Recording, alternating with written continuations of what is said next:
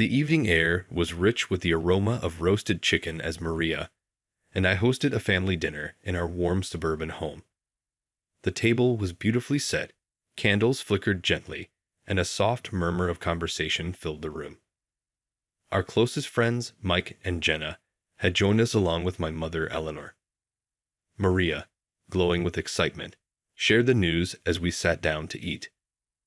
"We're expecting a baby," she announced, her smile brighter than I had ever seen. Mike and Jenna cheered, raising their glasses in celebration. "That's wonderful news." Eleanor's voice carried a strained enthusiasm, her smile not quite reaching her eyes. She reached out to pat Maria's hand, the gesture feeling hesitant. As the evening wore on, I noticed Eleanor's smile falter when she thought no one was watching. At one point, she whispered something to Maria, too quiet for me to hear, but I saw Maria's smile waver just for a second. The night was filled with laughter and stories, but as the sun set, Eleanor's mood seemed to darken. After dinner, as we cleared the table, Maria, tired from her pregnancy, excused herself and headed upstairs to rest. Eleanor followed, saying she needed to use the bathroom. Then came a loud thud, followed by a scream. My heart froze. I raced upstairs to find Maria crumpled at the bottom of the stairs, her face twisted in pain. Eleanor stood nearby, pale and trembling. "It was an accident, David." She slipped. She stammered, her hands shaking. Maria clutched her abdomen, her voice barely above a whisper. "No, David," she pushed me. She said this child should never have been conceived. As Mike dialed 911, Jenna and I rushed to comfort Maria. The sound of distant sirens echoed in the night, but the storm inside me was far louder. My mind struggled to process what had just happened, the horror of realizing the hatred my own mother had concealed. When the paramedics arrived, Maria was carefully placed on a stretcher, her hand gripping mine tightly.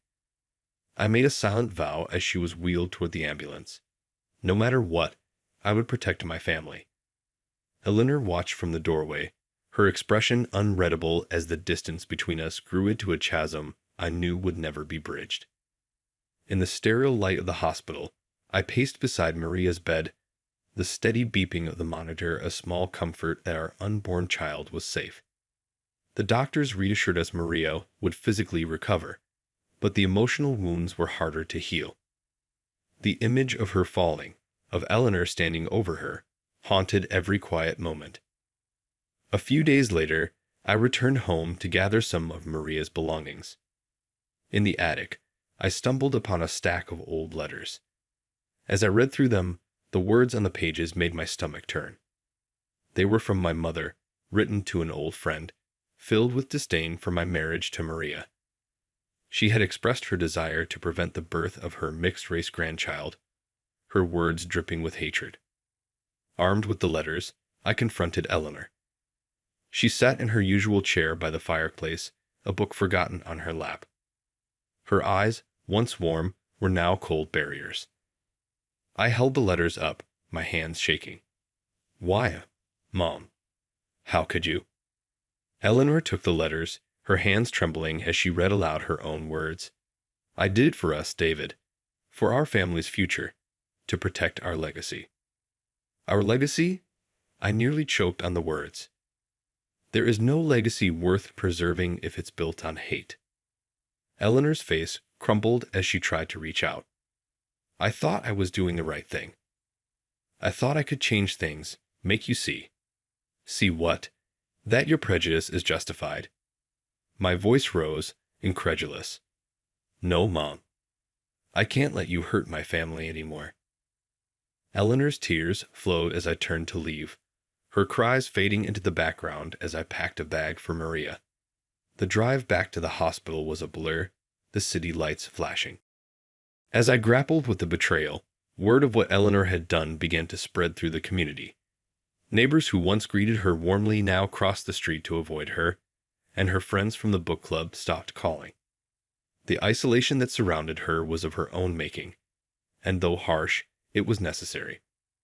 At the hospital, Maria began to wake.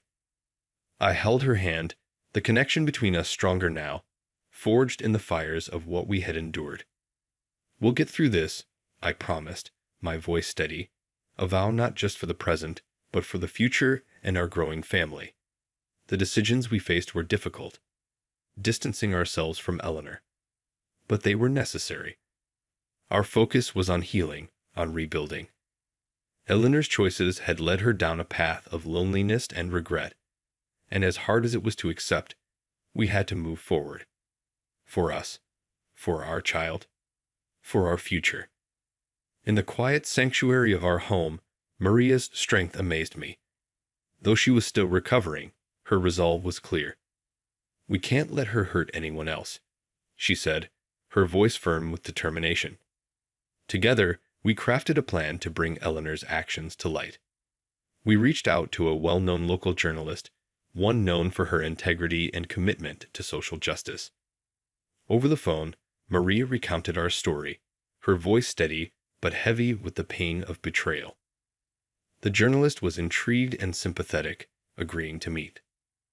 Preparation for the interview became our shared mission. We gathered the hateful letters, documented Maria's injuries, and collected messages of support from neighbors and acquaintances who had witnessed or experienced Eleanor's prejudice. Our friends Mike and Jenna stood by us, helping us organize the evidence. "You're doing the right thing," Jenna said as she helped sort through emails. Mike nodded in agreement. It's time her true colors were shown to everyone. The day of the interview arrived. Miss Hammond, the journalist, set up her recorder in our living room, her demeanor professional yet compassionate. Maria spoke first, recounting the incident, the discovery of the letters, and the impact of Eleanor's actions on our lives. I followed, sharing my perspective, my voice heavy with the weight of a son's betrayal. I never imagined my own mother could harbor such hatred, I admitted, the gravity of the situation hanging in the air. Miss Hammond listened carefully, occasionally asking questions that cut straight to the heart of the matter. When the interview concluded, she packed up her equipment and promised, "I'll make sure your story is heard. You're not just speaking for yourselves, but for everyone she's hurt." The article went live a few days later, its impact immediate and explosive. Local media picked it up first, and soon after, national outlets followed. Eleanor's racist actions, once hidden behind closed doors, were now exposed for all to see. The community's reaction was swift. People who had once respected her were now her harshest critics. Her reputation, built over decades, crumbled overnight. Eleanor reached out to us, her messages filled with a mix of apologies and pleas for understanding. But the damage was done. Her standing in the community was shattered, her social circles closed off, and the public outrage ensured she could no longer wield her prejudice without consequence.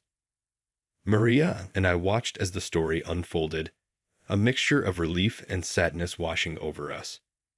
We had exposed the poison that had festered in the shadows, but it had come at the cost of a family torn apart. Yet, in this newfound quiet, we found our strength.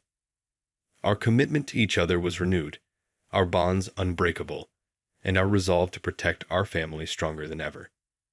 The weeks following the article were tumultuous, but it was necessary.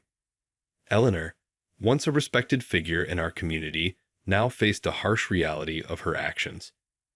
Neighbors who once greeted her with smiles turned away in disgust, unable to reconcile the woman they thought they knew with her revealed prejudices. Her friends distanced themselves, unwilling to endure the social ostracism that came with being associated with her.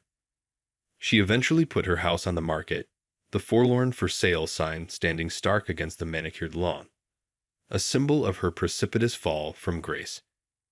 Amidst these upheavals, Maria and I made a decision for our future.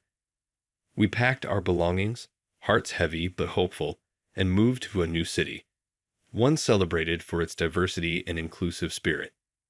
Here, we found open arms and welcoming hearts, a community that accepted us without hesitation. Our neighbors celebrated the richness of diversity, understanding that the fabric of a community is strengthened by its varied hues, not in spite of them. Inspired by our experiences and the lessons we had learned, Maria and I became advocates for racial tolerance and family safety. We spoke at community centers and schools, sharing our story, not to reopen old wounds, but to prevent others from enduring similar pain. Our message was clear. Hate, if allowed to fester, can destroy families and communities, but awareness, empathy, and proactive kindness can heal and protect. As our new life took root, we welcomed the birth of our child, a beautiful, healthy baby boy. Holding him in my arms in the quiet of the nursery, with Maria resting beside me, I felt the weight and lightness of our journey. In this peaceful room, with the soft hum of a city that embraced all, I reflected on the painful but necessary path we had walked. Cutting ties with my mother was the hardest decision I had ever made, but as I looked down at my son, his tiny chest rising and falling in peaceful slumber, I knew it was the right one.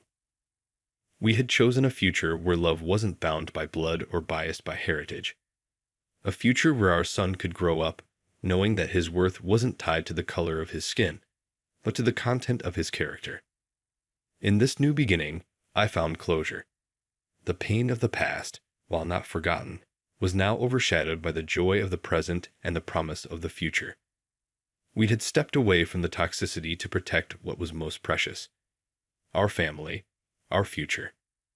As our son grew, he would learn of our journey, not as a tale of sorrow, but one of strength, of the unyielding power of love over hate. In the quiet moments between the soft coos and gentle smiles of our child, Maria, and I shared a look of deep understanding. We had weathered the storm and, in its wake, found not just survival, but life, thriving, unabashed, and unafraid. Now that our story has come to a close, I leave you with a question. Do you believe cutting ties with family is justified if it means protecting your own? It was not a decision David and Maria made lightly, and it's a reality many might face under extreme circumstances. What would you do in their shoes? Please share your thoughts and experiences in the comments below.